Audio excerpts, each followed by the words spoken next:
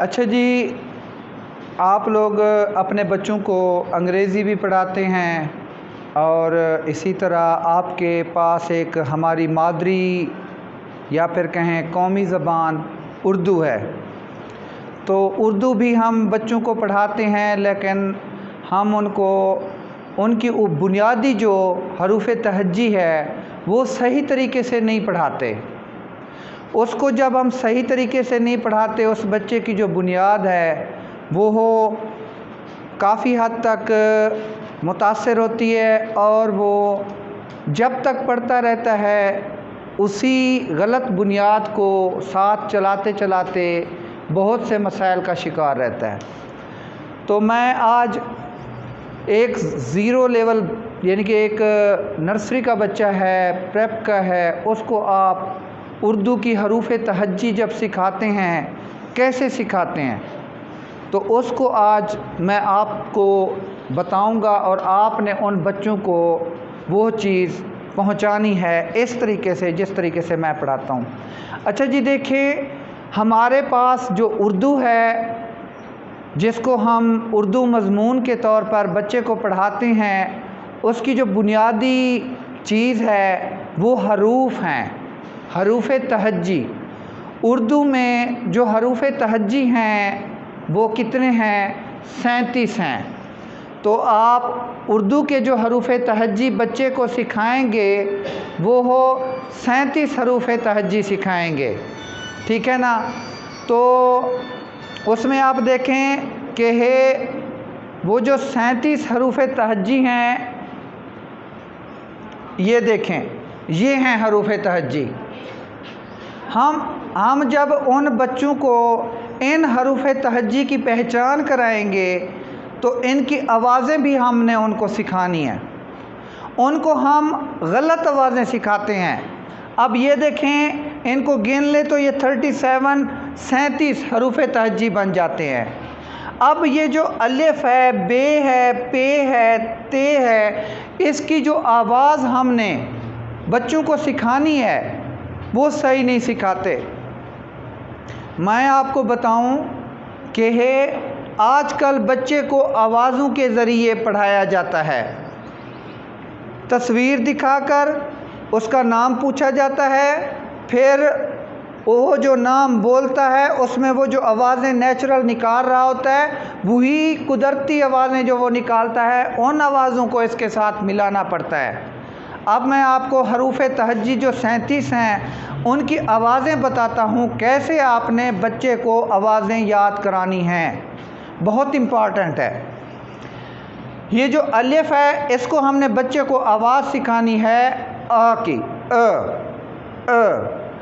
बे की जो आवाज़ सिखानी है वो है ब।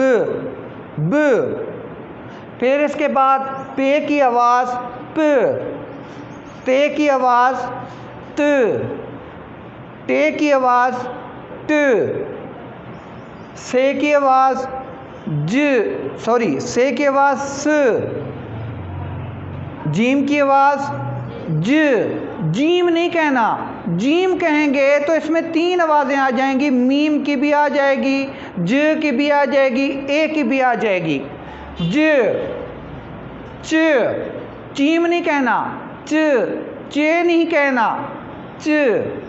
इसके बाद आपने ह कहना है, ह, ना हे कहना है ना हा कहना है, ह, ठीक है। इसके बाद ख कहना है, ख, द, ड, डाल नहीं कहना, दाल नहीं कहना।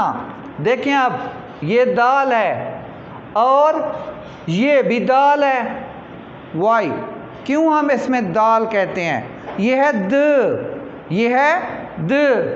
इसके बाद आ जाता है ज, जाल नहीं कहना।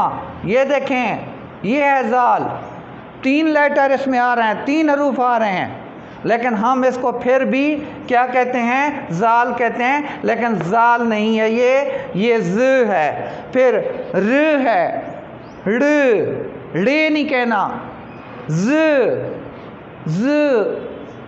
य, स, श, स, ज़्वाद नहीं कहना, इसको कहना है त, ज़, ग, फ। इसके बाद क, ग।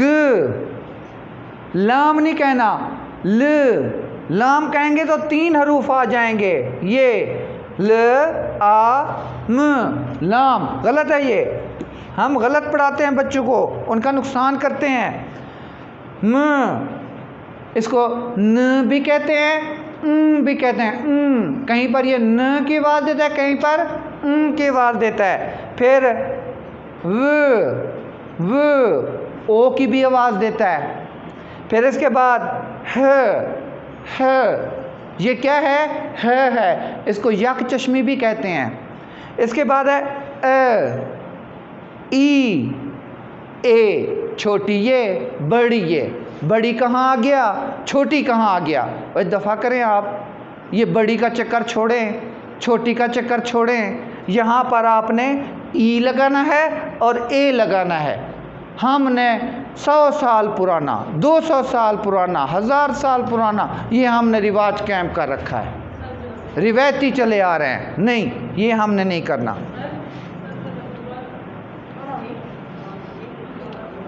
अच्छा जी, अब आप देखें, भारी हरूफ होते हैं जिनको काफ़ी सारे लोग इन हरूफ को लफ्ज़ की शक्ल दे देते हैं। भारी हरूफ कितने, देखें भारी हरूफ कितने होते हैं? 15 होते हैं। भारी हरूफ कितने होते हैं? 15 होते हैं। ठीक है, अब देखें कौन से हैं भारी हरूफ? ये हैं जी, इनको मुरक्कब हरूफ भी कहते हैं। 2 हर्फ आपस में मिल जाएं, ये लफ्ज़ नहीं है। ये अब देखें, भ, फ, थ, ठ, झ, छ, ध, ढ, र, ड़, ख, घ, ल, म, न। हम इसको कैसे पढ़ते हैं? भे, फे। बड़ी ये को भी साथ मिला देते हैं। और थे, ओए अल्लाह के बंदे, ये थ है, ये फ है, ये ठ है। पूरे पाकिस्तान के टीचर से मेरी रिक्वेस्ट है कि वो उन बच्चों को गलत तलफ़्फ़ुज़ पढ़ा के उनकी ऐसी गलत बुनियाद ना बनाएं कि वो बच्चे सारी ज़िंदगी नेचुरल साउंड्स को इन आर्टिफिशियल साउंड्स के साथ मिलाते मिलाते उनकी ज़िंदगी गुजर जाए, लेकिन वो तोते तो बन सकते हैं, नेचुरल साउंड्स कभी प्रोड्यूस नहीं कर सकते।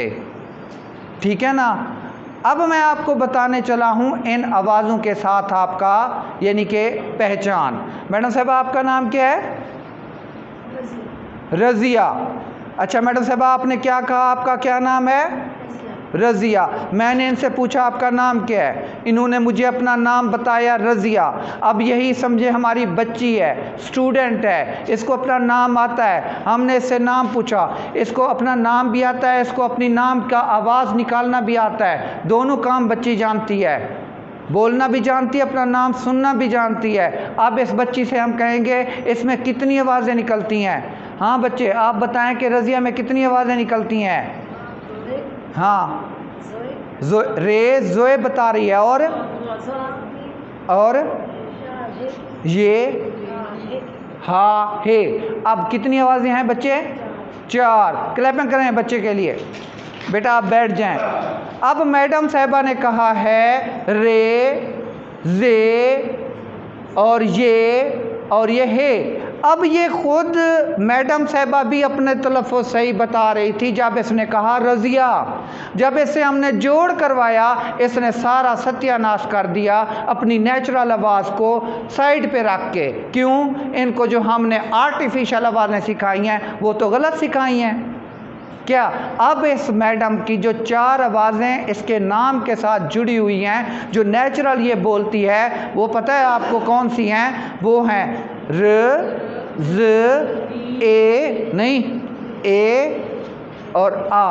हे जो है आ की आवाज़ दे रहा है, हे आ की आवाज़ दे रहा है। ठीक है ना, रज़िया, ठीक है ना, रज़िया, र ज़ ई आ, रज़िया। इसी तरह और हाँ भाई आप खड़े हो जाएं, आपका नाम क्या है? नुसरत। अब देखें नुसरत में हम पहले इनसे आवाज़ें पूछेंगे, खुद आवाज़ें निकाल रही है, इसको पता है। नुसरत, हाँ मैडम साहबा क्या आवाज़ आती, कितनी आवाज़ें आती हैं इसमें? अब मैडम साहबा ये कह रही हैं नून, नून, दो आवाज़ें निकाल दी, न ओ न, तीन आवाज़ें एक ही चीज़ में निकालनी, नून और मैडम साहबा स्वाद, स्वाद में तीन आवाज़ें निकालनी, और रे और ते।